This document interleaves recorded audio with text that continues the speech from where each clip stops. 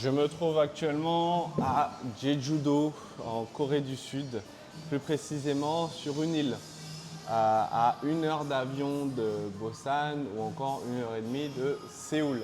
C'est une île qui est top, vraiment, je te la recommande. C'est pas le sujet de la vidéo du jour, mais en tout cas, si tu as cette opportunité de voyager, d'y aller, franchement, ça vaut vraiment le détour. Je suis autour d'un café et je voulais te parler de deux notions aujourd'hui. Une dont je vais te parler ici et une autre dont je vais te parler dans le reste de cette vidéo. Je voulais te parler de l'importance de s'ouvrir l'esprit grâce au voyage et d'aller vers les gens. Voilà, ça c'est la première chose dont je voulais te parler ici pour une vraie transformation, une bonne transformation. C'est le fait de s'ouvrir à l'autre et de s'intéresser à lui et de se rendre compte que finalement, les gens sont toujours ouverts à vous connaître, toujours ouverts à entendre ce que tu as à dire, à vouloir échanger avec toi, à vouloir approfondir sur la personne que tu es ou ce que tu veux, quelles sont tes intentions. Et très rapidement, les gens arrivent à voir le bon en toi quand tu vas vers eux. Donc, aujourd'hui, je voulais te parler de ça dans un premier temps et dans un deuxième temps, je te parlerai de l'importance de la comparaison, pourquoi se comparer est important. Mais je tenais vraiment à te parler de cette clé qui est le voyage. Donc, beaucoup de personnes sous-estiment le fait de voyager et considèrent que c'est quelque chose de superficiel ou c'est de matériel ou qu'ils peuvent voyager tout simplement à travers Instagram. Chose qui n'est pas fausse si et seulement si tu considères que l'énergie que tu reçois dans un pays est obsolète ou inexistante.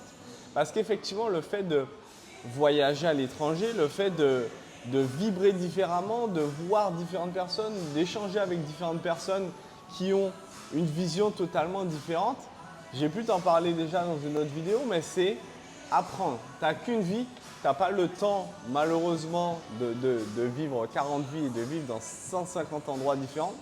Donc le fait aujourd'hui de pouvoir voyager, c'est t'inspirer, c'est rencontrer des gens qui vont partager avec toi des expériences, des points de vue, des idées, des choses qui vont te permettre à toi-même de continuer à faire tourner la machine. Donc c'est-à-dire que grâce à ça, tu vas pouvoir élargir ton champ de connaissances, ton champ d'idées et donc finalement ça va te permettre de devenir plus intelligent. Le voyage, c'est le seul acte que tu fais qui te coûte de l'argent mais qui te rend plus riche. Parce que tu en reviens, quand tu en reviens, rechargé en énergie, numéro 1, avec de nouvelles connaissances, numéro 2, avec de nouvelles opportunités, numéro 3, et content, numéro 4, bon, on aurait pu compter dans l'énergie, mais le fait de voyager, de voir autre chose, ça te rend content, ça te rend heureux.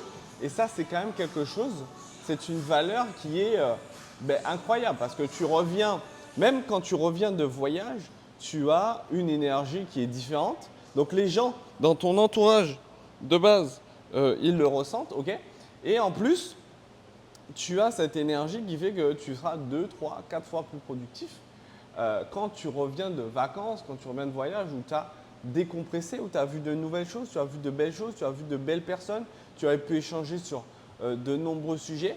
Et en fait, le fait d'être en vacances, ça te permet de partir en tout cas à l'étranger, ça te permet de grandir du coup.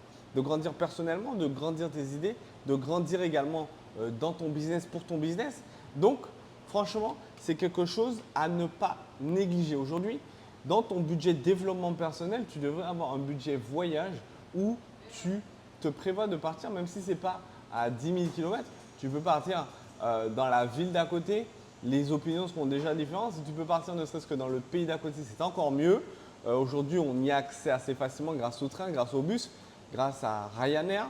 Donc, franchement, fais ça parce que tu en ressortiras gagnant. Vraiment, le fait d'avoir aussi des anecdotes de voyage, ça te permet d'échanger, d'approfondir, de partager avec les personnes. Quand tu rentres, tu deviens une personne de suite plus intéressante, brillante, étincelante, à qui les gens veulent parler. Waouh, il a vu ça, waouh, il a connu ça, waouh, il a été là, mais waouh, mais moi aussi je veux le faire.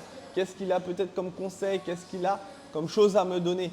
Et ça, c'est puissant. Et quand tu es dans cette idée de voyager, etc., ouvre-toi aux autres.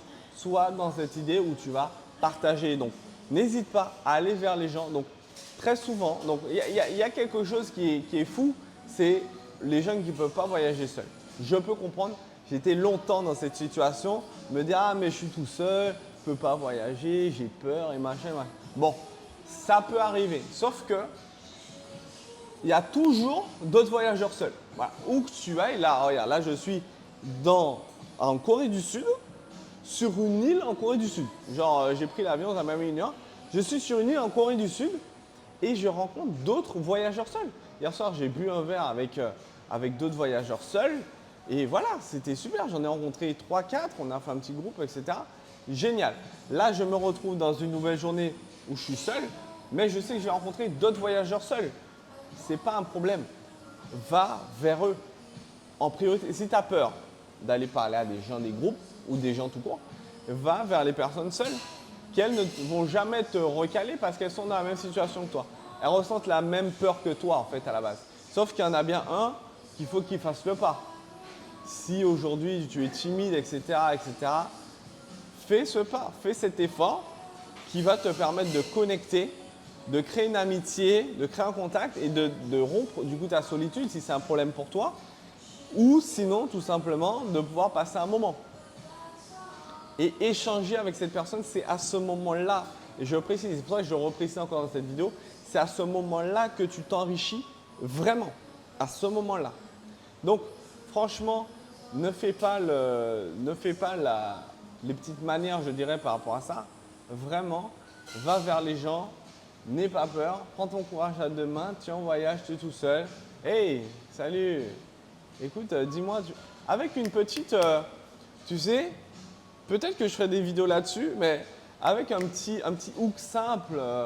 Ouais, excuse-moi, tu sauras à quelle heure il ferme le resto? Ou tu auras un resto à me conseiller, pas trop loin d'ici? Ou ouais, c'est où que je peux prendre un bon café? Est-ce que tu saurais? Je pense que tu es là depuis peut-être plus longtemps que moi.